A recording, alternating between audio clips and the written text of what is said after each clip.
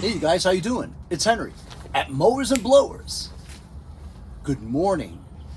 Rained early this morning. It's kind of one of those wet, chilly days, you know. Today I figured I'd come out and mess with one of the two push mowers that I got from my friend Robert from Holbrook. He gave me this one and he gave me that one while I was going to pick up a tractor from my neighbor, from Nick from Bellport. Here's a little update on the golf cart. So while you saw I did get it on the road and I was driving around the block a couple of times, I have a subscriber, we'll call him Chuck from Connecticut, right? He was interested in buying it from me. I've just had all I need about that golf cart here. I don't think I want to continue with it because it really kicked my ass, you know. 25 episodes. So if a subscriber needs it and wants it, I think I'm just gonna let it go, you know. The amount of content that I got on the cart, it is great and all, but I mean, I don't really have anywhere to put it anyway, you know, and I don't even really know why I got it, you know, because I wanted to just drive it around and have fun with it, but it became such a project that it occupied a lot of my time, you know what I mean? So we'll see what happens with that, but I might be selling the golf cart to a subscriber for a very cheap price, just so it's out of my hair all once and for all, you know? Some of you guys may be disappointed of the news that I might be selling the golf cart. I might be selling the golf cart. If he doesn't buy it, I'll continue with it, all right? But like I said, I got it because I've never had a golf cart before and I always wanted it. But I guess I satisfied my curiosity when I went around the block a couple of times. You know, I rode a golf cart in my area, but then moving forward for the long term, I don't have anywhere to keep it, nor do I really need it. You know what I mean? Actually, who really needs a golf cart? Unless you live on a golf course. Anyway, Robert from Holbrook gave this to me. He says he found it off the street, and the owner of it had a note that says needs new carburetor. Well, we'll see about that. Maybe the carburetor is just dirty. You know what I mean? This is the auto choke one, I believe. I don't see the primer bulb anywhere. You know what I mean? So this is the auto choke one, which I like. Yeah, it is the auto choke one. You know what? I think I already know what's wrong with it. I don't feel the return spring on there. You know what I mean? So let me take off this top here so we can see what the hell's going on here. Because I mean, I'm sure it's dirty also, but this is supposed to go back. Oh, it does. It does have the spring. It's fine. But you know what? So let's just spray some fluid in here. Maybe it's just a dirty carb, not necessarily needing a new carb. You know what I mean? We'll spray some ether in here. This is Sure Start from my friends over at Lucas Oil Products. We'll see if it turns over. If so, we'll clean the carburetor out. If not, we'll replace it. Okay, I'm using my iPhone, by the way, because my wife's sleeping, and every time I go into the house to get my GoPro, my dog goes nuts and wakes her up. So I'm just going to use my cell phone to do this episode. It's supposed to be really clear, you know, clearer than the GoPro. Anyway, let's see if this thing starts up and turns over with the spray.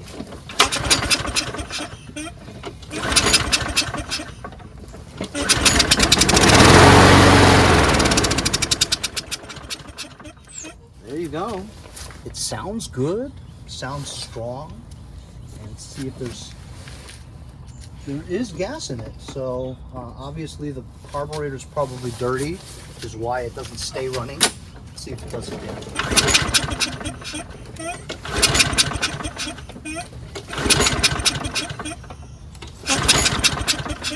Yeah, so it doesn't want to restart again without the spray. So it probably just is a dirty carburetor. Let's take off that air filter base and take the bowl off and see what we find. It's kind of cool using a different camera for a change, you know? So there's 3 5/16 bolts over here, screws to take off the air filter base. I don't know, I think it's pretty clear, the camera. My friend Robert from Nighthawk told me that he felt like the color wasn't as good as a GoPro. You guys tell me. Leave it in the comments. So it's got fuel in the tank, okay, a little bit, maybe 1/8. We'll put a little rag here. Yeah, it's starting to come down already. What do you guys think? You guys think the bowl is going to look yucky? Because the evidence shows that it's probably going to be yucky. I might have to pinch that off.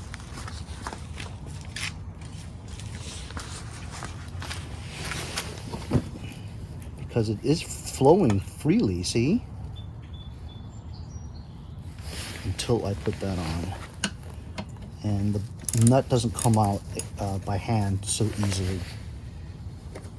The Briggs carburetors are recessed inwards in the bowl. So you need to use a ratchet. You can't use a wrench. It won't reach. And nut is hard to take off, hard to turn, so it could be corrosion. Let's check it out. Doesn't look too bad. Let's check out the bowl. Look, it's not bad. I mean, there is some ethanol breakdown in there, some debris, and this gasket looks yucky too. Not terrible though. Here, see? There's the gasket. Gasket doesn't look too bad. So I think it's just dirty, huh? Okay, so look, the float is down, or like they say in Canada, down. Let's take the clamp off and see if it flows freely. It does. Fuel flows freely. Oh, let me test it. Put it up and it stops. So it seats and it stops the fuel from dripping. Let go and it flows. So it should be getting gas. I think maybe the holes just need to be blown out, you know. So we'll blow this hole here. Everything looks okay. Not something that you think would require replacement.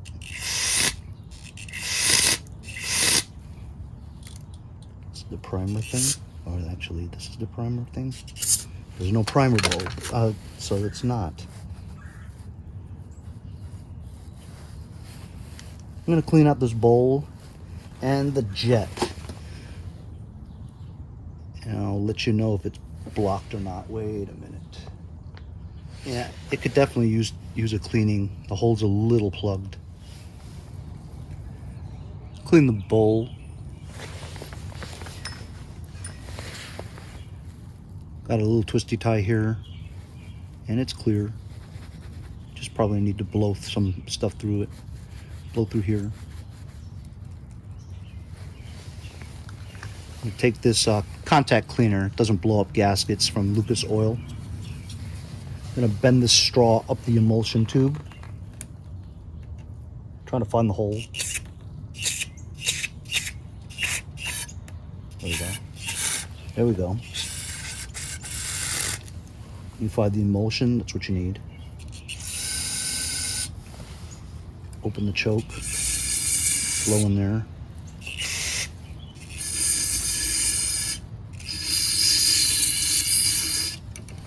Blow upwards all around the area.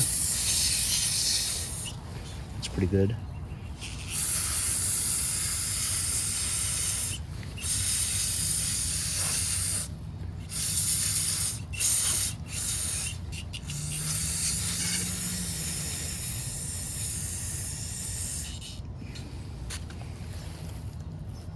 Yuck.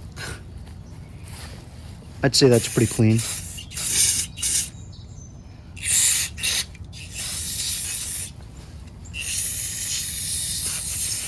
That's a lot.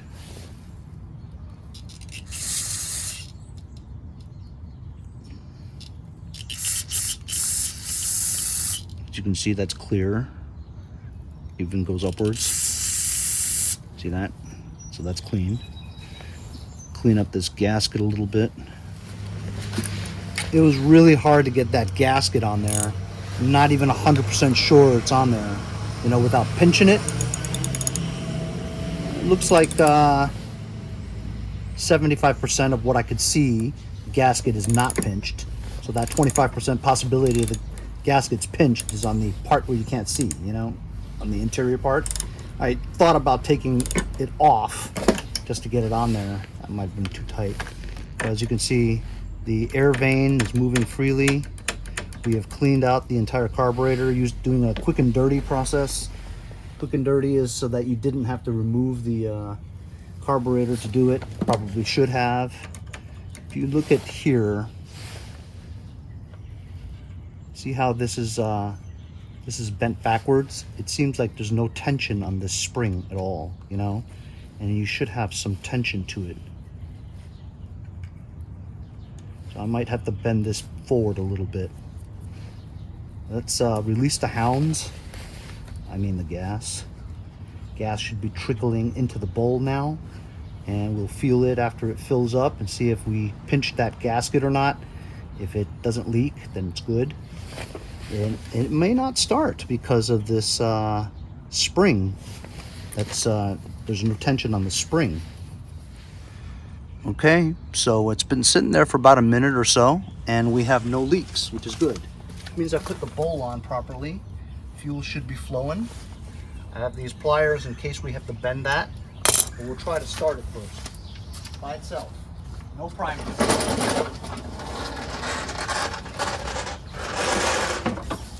Because it's an auto choke, you don't need the prime. Therefore, you don't need the cover on here just to try it, you know. But I have a feeling that spring tension has something to do with it. See if it starts. What do you guys think? Think it'll start? I don't think it will.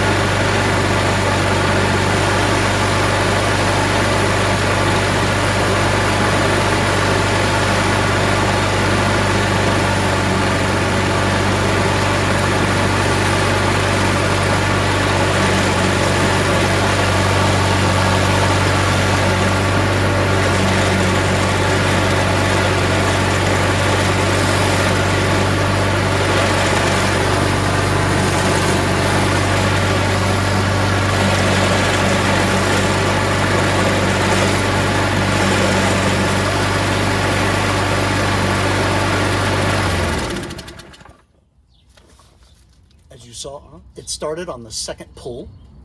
You saw it was smoking because during the time that it sat, maybe oil got into the muffler and it was burning it out. After we ran it for a bit, it subsided. I didn't check the oil though. I probably should have, but we have no leaks. Started on the second pull. The front self-propulsion does work. However, I noticed that the left side moved with it, but I have a feeling that the gears are stripped on that wheel. That's what I'm thinking. We'll put the base back on here again because it seems to be good. I'll check the oil and then we'll address that left front wheel. I have a feeling that the gears are stripped. Also, I feel a slight vibration, which means the blade's probably bent or missing some parts on it.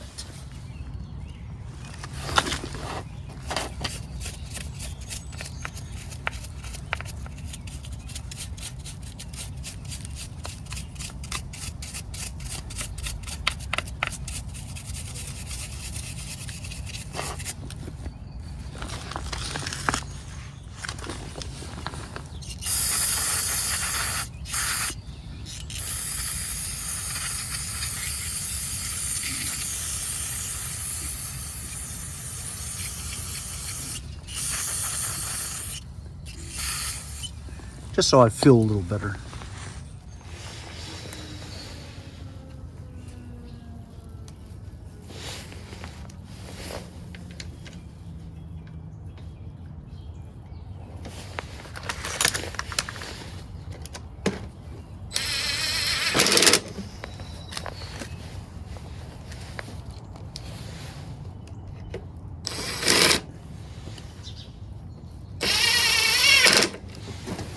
Pretty easy to do, right? It's probably the easiest carburetor to work on. I love it.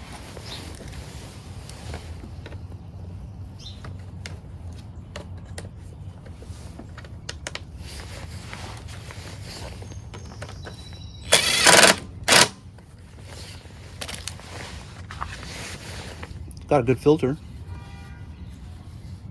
Pretty good.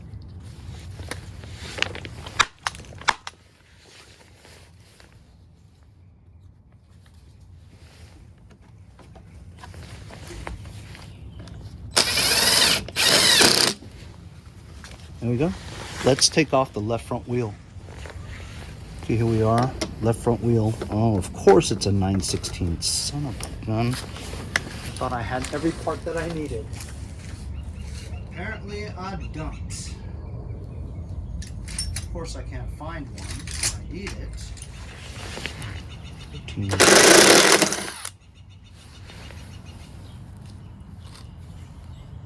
14 millimeter also works. Looks good. Good gears, good wheel. Yet this thing didn't turn on its own. It should have. Feels like it should. That's strange, huh? Let's start her up and watch the gears move. Let's start her up and see the gears move.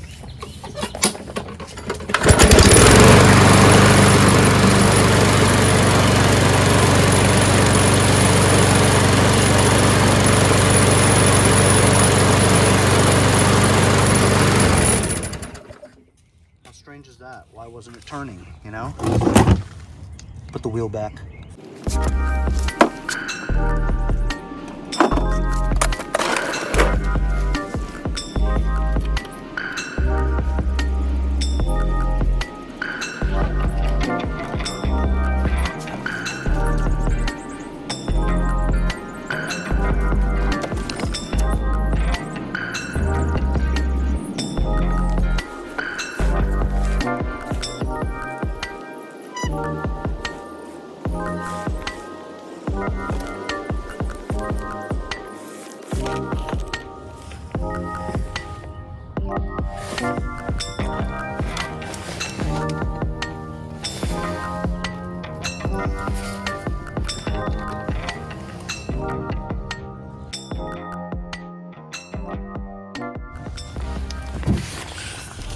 I had exactly the same adapter on here.